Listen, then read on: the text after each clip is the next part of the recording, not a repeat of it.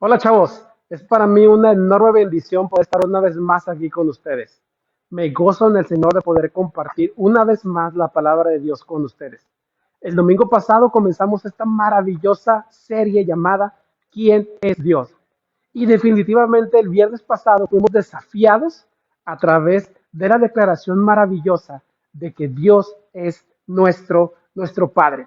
Decíamos el viernes pasado que una de las mayores preguntas que la humanidad se ha hecho es ¿quién es Dios? Y ha tratado de contestar estas preguntas a través de diferentes esfuerzos.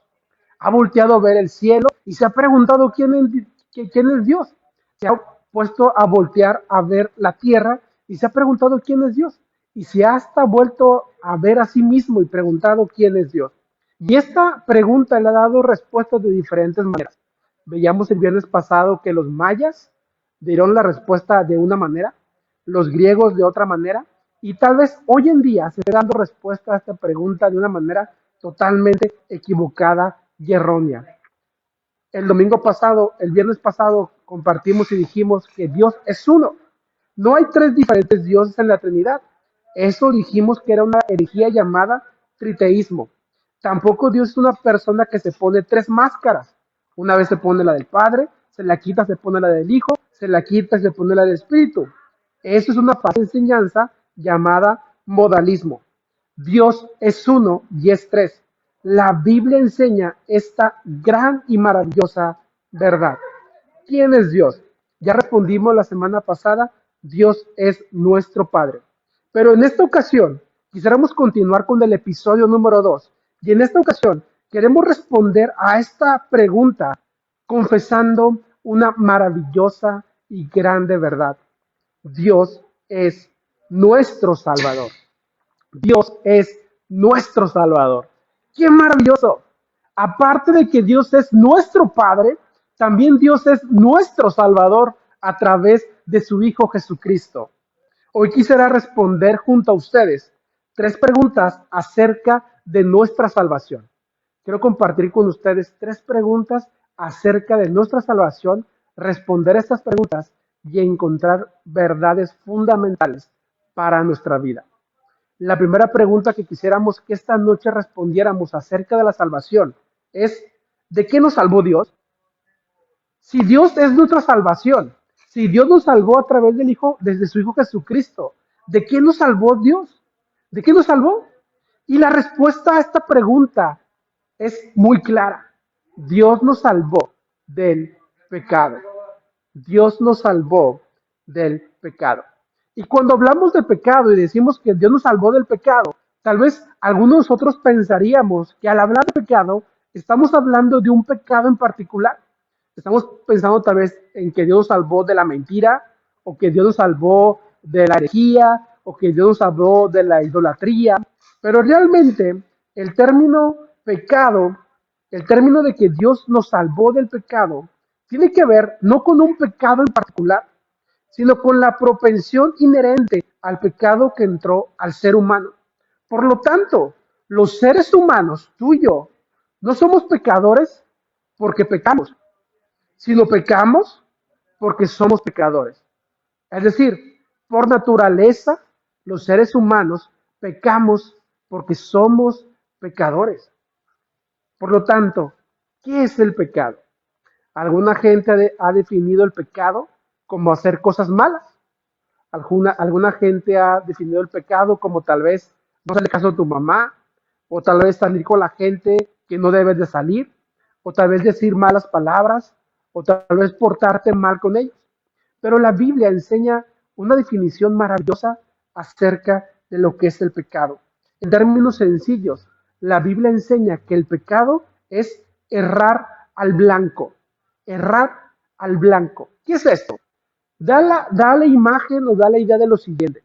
Da la imagen de un centro que puedes colgar ahí en la pared y tú puedes agarrar tu flecha y disparar. Disparas la flecha y posiblemente no le des al centro, sino que vas a errar. Esa es la figura con la que hablamos cuando decimos errar al blanco. Es decir, esto sucede cuando el hombre, o sea, tú y yo, no llegamos a cumplir las normas que Dios ha establecido. Es decir, cuando Dios estipula alguna norma para nosotros como seres humanos y no la cumplimos, no la llenamos, no cumplimos con lo que nos toca hacer, entonces eso es pecado.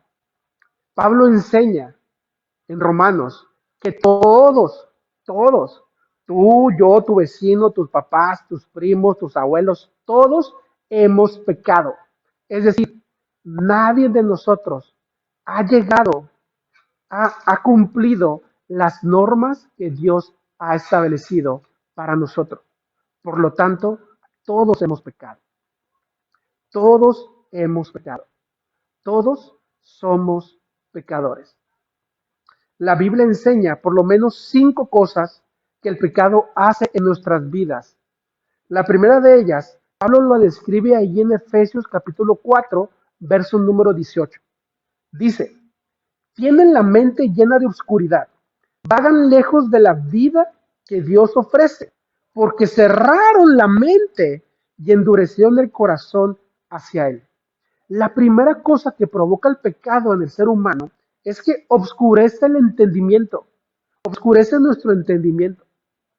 Por eso muchas veces cuando te tratan de predicar de Jesús o cuando te tratan de compartir un versículo bíblico, no lo entendemos, no lo razonamos por el pecado que está en nosotros.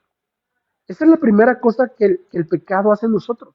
Obscurece, cierra nuestra mente. Y la segunda cosa que el pecado hace, lo encontramos también ahí en Efesios 4:18 al final, que dice, endurece el corazón hacia Él, o sea, hacia Dios. La segunda cosa que hace el pecado en nosotros es que endurece nuestro corazón. Endurece nuestro corazón. Nos hace fríos. Convierte nuestro corazón en piedra. Tanto que muchas veces ya no nos duele pecar.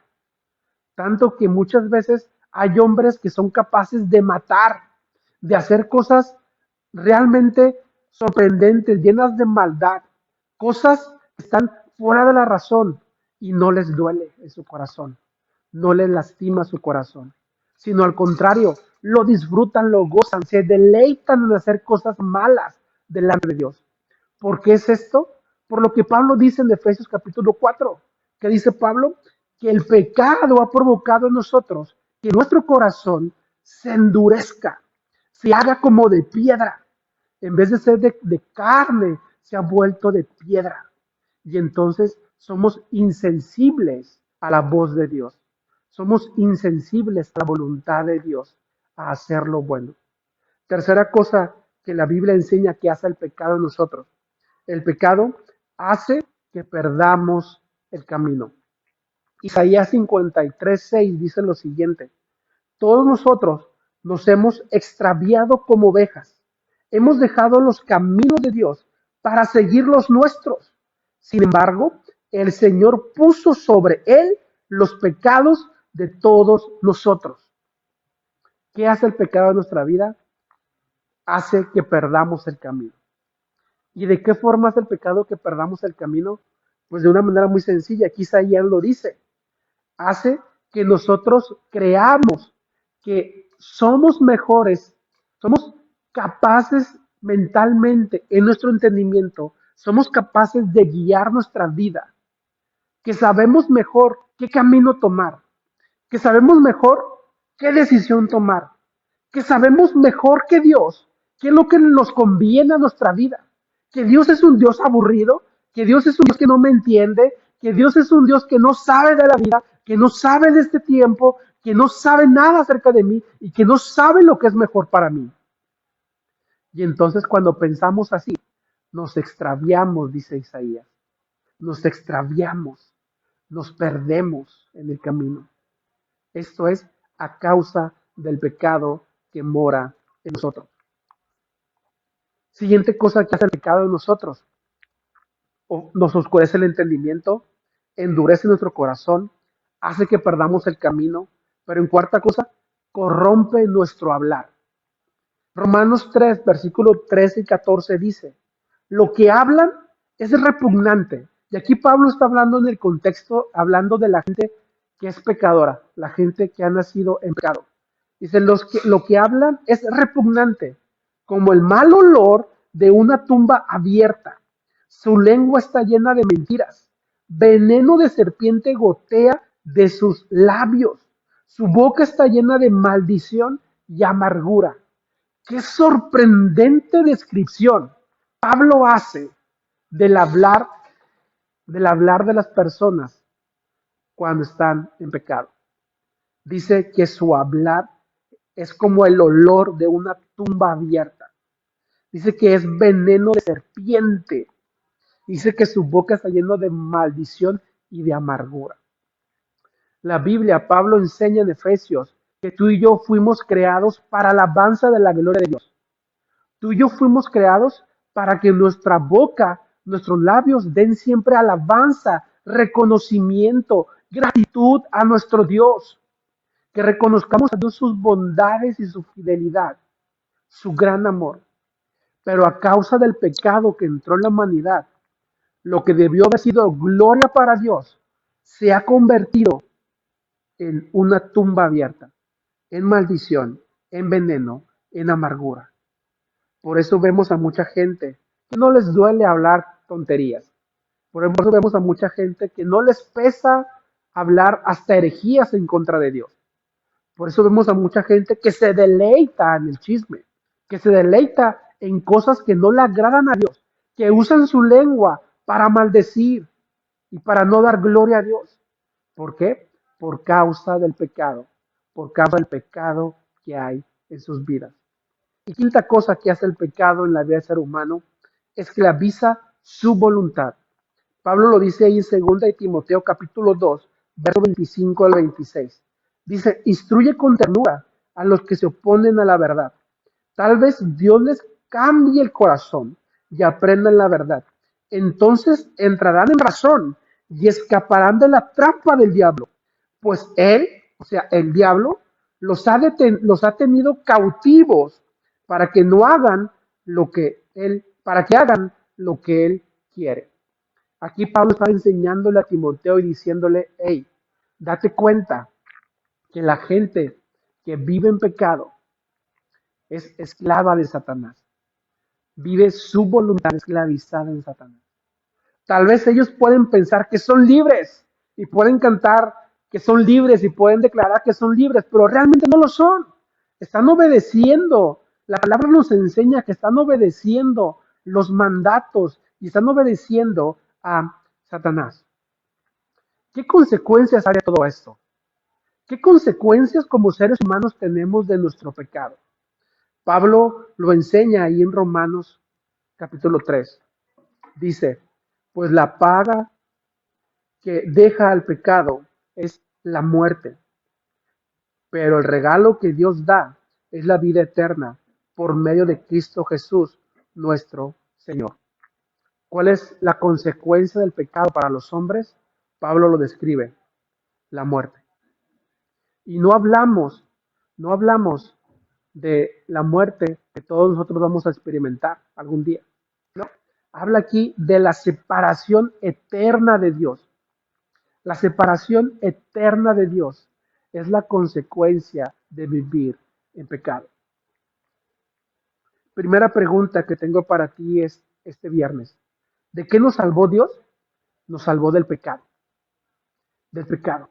Y el pecado es una cosa muy seria, porque provoca 5 cosas en nuestra vida. Oscurece nuestro entendimiento, endurece nuestro corazón, nos hace perder el camino, corrompe nuestro hablar y esclaviza nuestra voluntad. Por eso es tan grave el pecado delante de Dios, porque como consecuencia podríamos vivir una vida, una eternidad separados de Él. Segunda pregunta que tengo para ti esta noche. ¿Cómo es que Dios nos salvó de esto? ¿Cómo es que Dios nos salvó del pecado? Si el problema es el pecado, si el problema es el pecado que habita en nosotros, ¿cómo es que Dios nos salvó de eso? La respuesta es entregando su vida. Entregando su vida. La solución a la entrada del pecado en la vida del hombre fue el sacrificio de Jesús en la cruz del Calvario, donde la justicia de Dios fue satisfecha. La mancha del pecado quedó borrada a través del sacrificio de Jesús realizado una sola vez. Pablo en Romanos 3:25 dice lo siguiente: pues Dios ofreció a Jesús como el sacrificio por el pecado. Fíjate lo que dice después. Las personas son declaradas justas. Oye bien esto. Las personas, es decir, tú y yo, somos declarados justos. Es decir, somos declarados salvos, libres de pecado a los ojos de Dios cuando creen que Jesús sacrificó su vida al derramar su sangre. Ese sacrificio muestra que Dios actuó con justicia cuando se contuvo y no castigó a los que pecaron en el pasado. ¿Qué está diciendo aquí Pablo? Está diciendo que la solución para el pecado de la humanidad era un sacrificio, el sacrificio de su hijo Jesús, el sacrificio de su hijo Jesús. La única solución para que tú te liberes de las cadenas del pecado. La única solución para que haya luz en tu entendimiento. La única solución para que tu corazón se vuelva de carne y no de piedra. La única solución para que encuentres el camino en tu vida. La única solución para que tus labios den gloria a Dios es la persona de Jesucristo. Es la única solución. El sacrificio de Jesús fue sumamente eficaz por tres razones. Podemos confiar en el sacrificio de Jesús por tres razones principales. La primera es porque Dios mismo proveyó el sacrificio. Es decir, Primera de Juan nos enseña que nosotros amamos a Dios no porque nosotros nos haya interesado amarlo a Él primero, sino le amamos porque Él nos amó primero a nosotros. Es decir, Dios tomó la iniciativa. Dios tomó la iniciativa.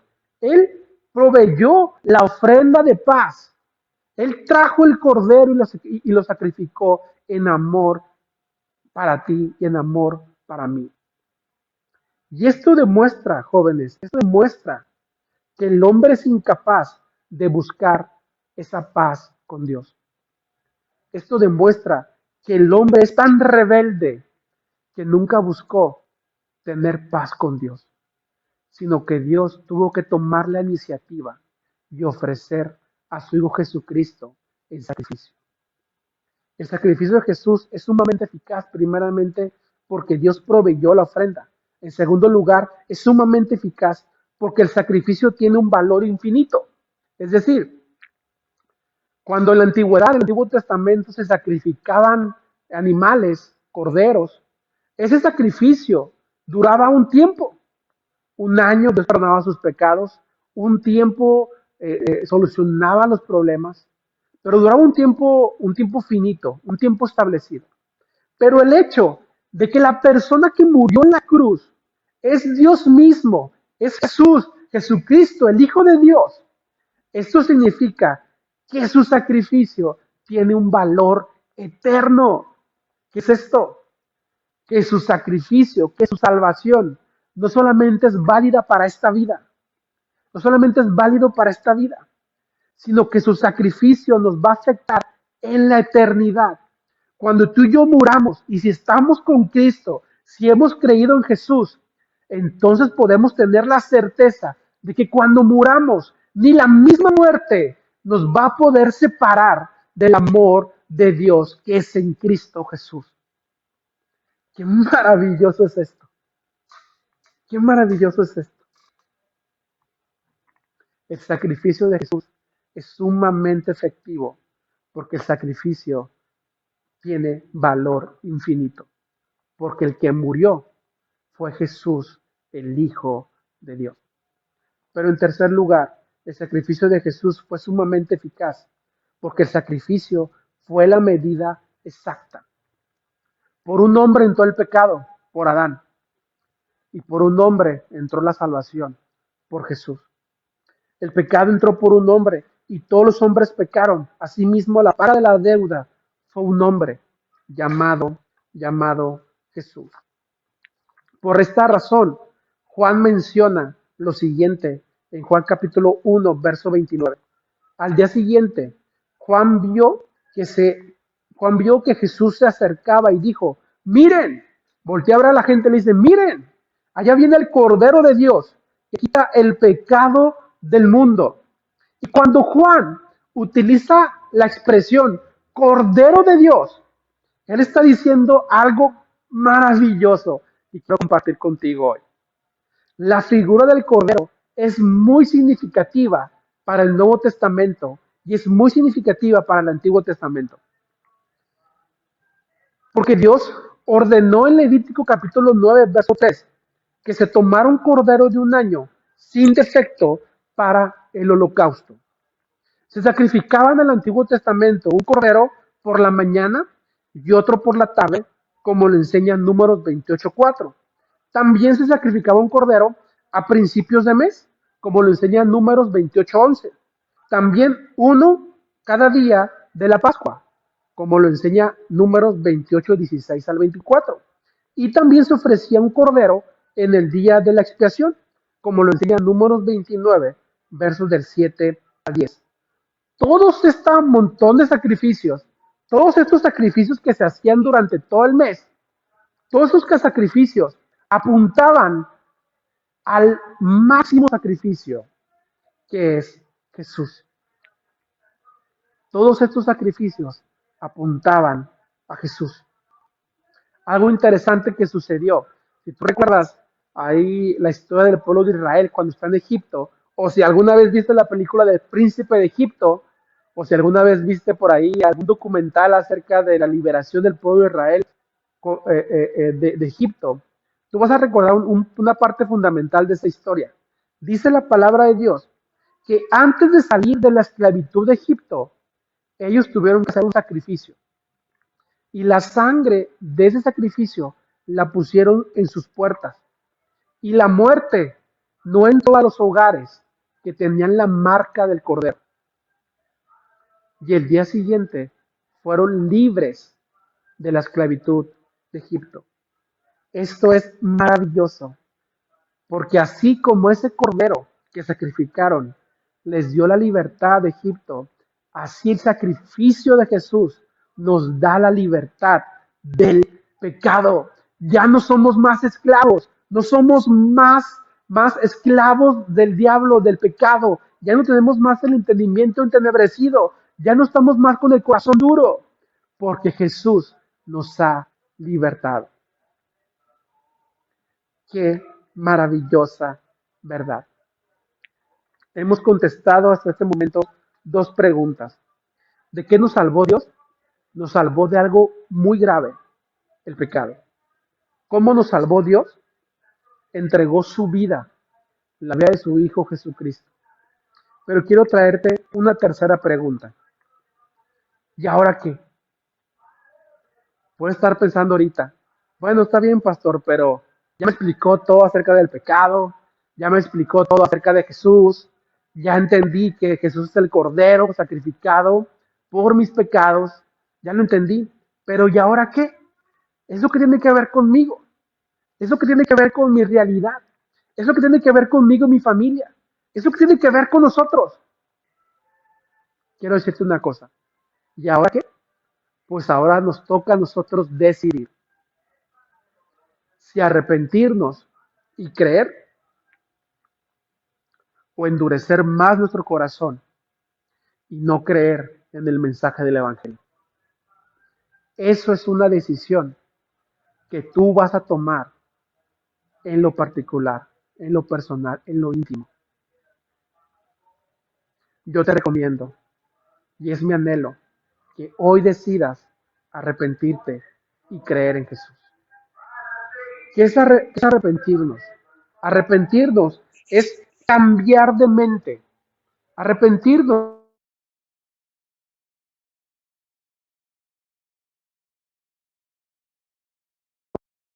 que este camino por el cual yo pensaba que era el mejor, este era el camino mejor.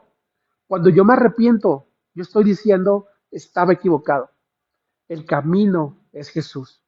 Si antes pensaba o si ahorita pienso que esto es la vida, vivir de en fiesta, pecando y pecando, disfrutando de la sexualidad, disfrutando del pecado, disfrutando de cosas que no le agradan a Dios. Y tú piensas que esto es la vida, pero si hoy te quieres arrepentir, es entender que la vida la encontrarás en Jesús. Si tú creías que la verdad la tenían los filósofos, que la verdad lo tenían los youtubers, o que la verdad lo tenían tus papás, o que la verdad tú la ibas construyendo en tu mente, yo te invito a que te arrepientas. Y cuando te arrepientas significa que ahora vas a creer que Jesús es la verdad. Jesús es el camino, la verdad y la vida. Cree en Jesús. Creer en Jesús significa creer que su obra, su muerte en la cruz y su resurrección son suficientes para salvarnos. ¿Qué es esto? Que yo tengo que hacer nada más.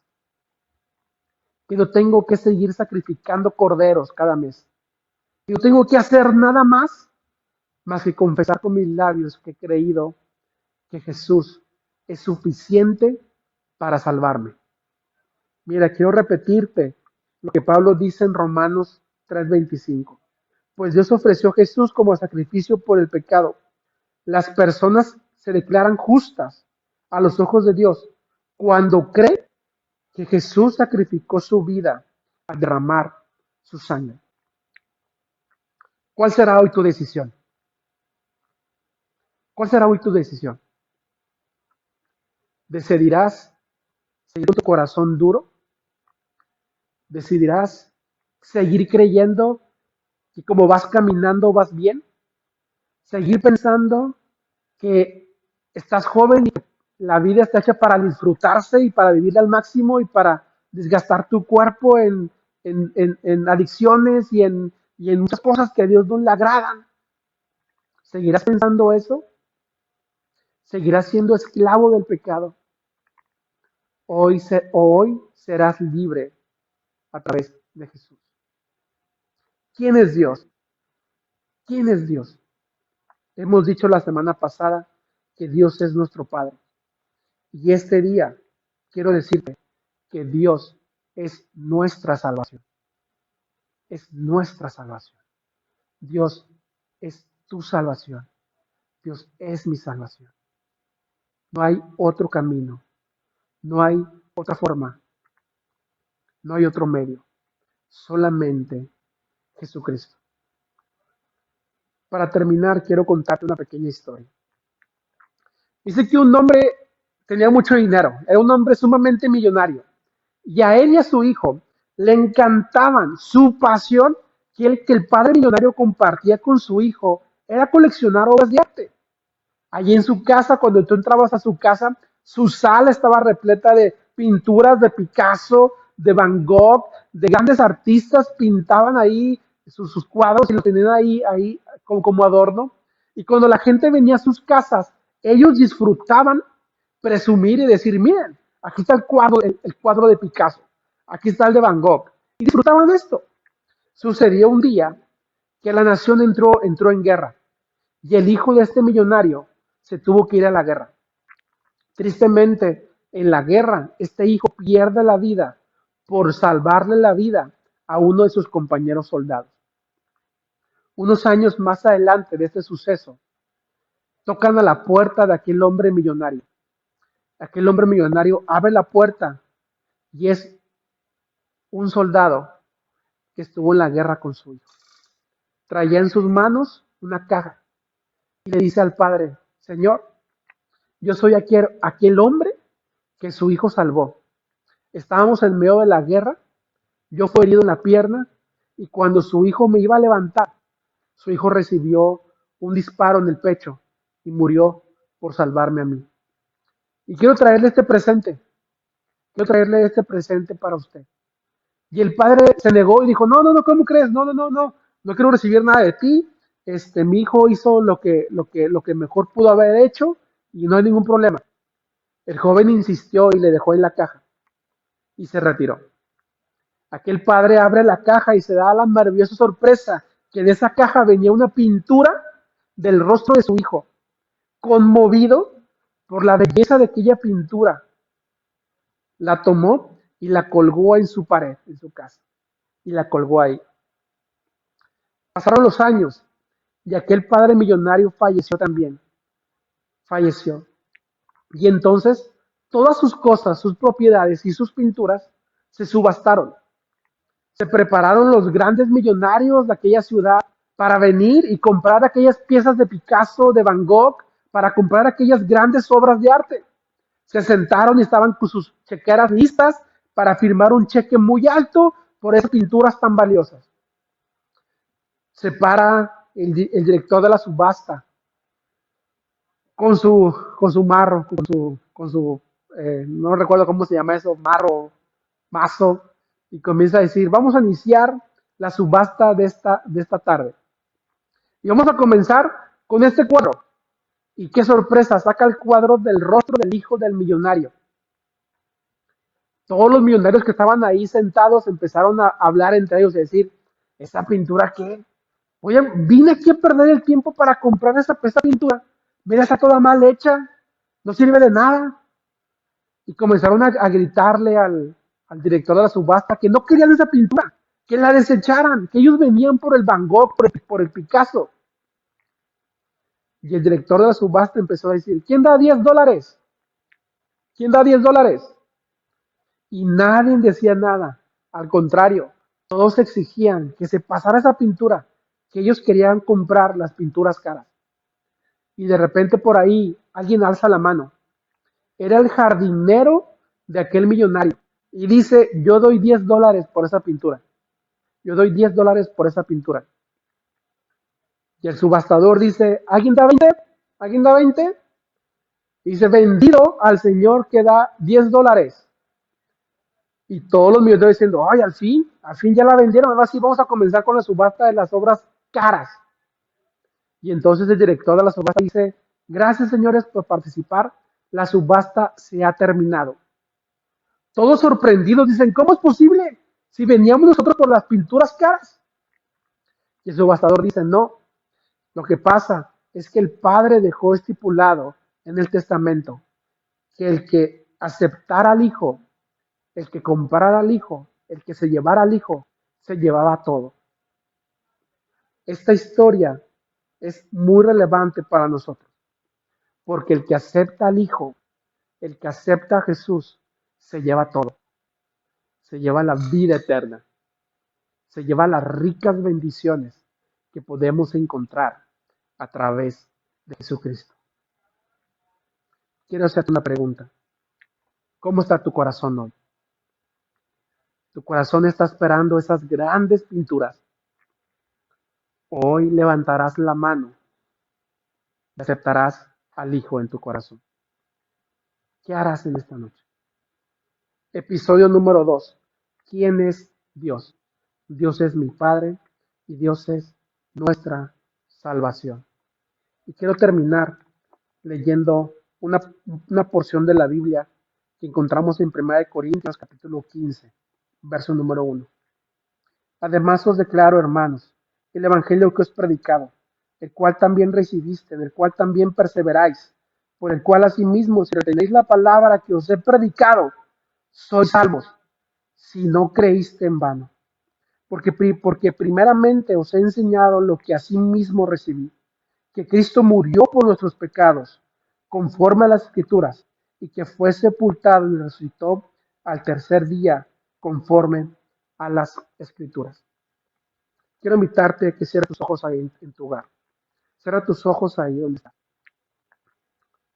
Y quiero invitarte a que hoy tomes una decisión. ¿Qué vas a hacer? ¿Qué vas a hacer? ¿Seguirás en pecado? ¿O hoy te rendirás a Dios como tu Salvador? Quiero orar por ti. Y quiero invitarte, si tú esta noche quieres entregar tu vida a Jesús, si hoy quieres aceptar el regalo de Dios, la salvación a través de Jesucristo, quiero invitarte a que repitas esas palabras que voy a decir. No como algo místico, sino simplemente como un modelo para que tú te acerques a Jesús. Oremos juntos. Padre, en esta noche Me arrepiento de mis pecados. Confieso, Padre, que no he tomado las mejores decisiones. Confieso, Señor, que estoy perdido, que el pecado me ha llevado a extraviarme de ti. Pero quiero pedirte que me perdones. Creo en Jesucristo. Creo en el sacrificio de Jesús y quiero que me recibas como tu hijo. Quiero que me salves del pecado. Entra a mi corazón y mora en mi vida. En el nombre de Jesús. Amén.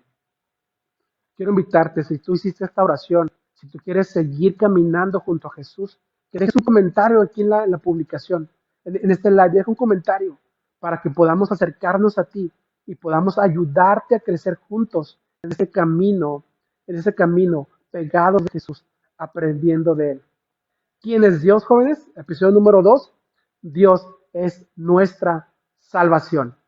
Jóvenes, es una bendición para mí haber estado hoy con ustedes. Que el Señor les bendiga hoy y siempre.